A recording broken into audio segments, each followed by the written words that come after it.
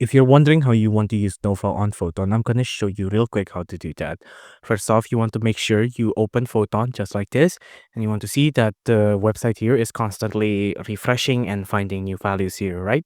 Now, the thing you have to do is just you have to go to the Chrome Web Store here, and you want to find something called the Nova extension. So just search the extension and theme, just search up Nova extension, find this one, Nova extension.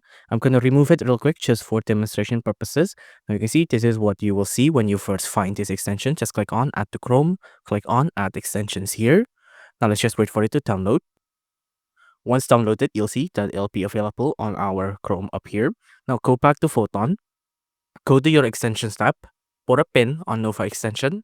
Now open it up and click on enable. Now you can see it's enable. And you can see it'll reload this Photon website, and that's your sign that it's working.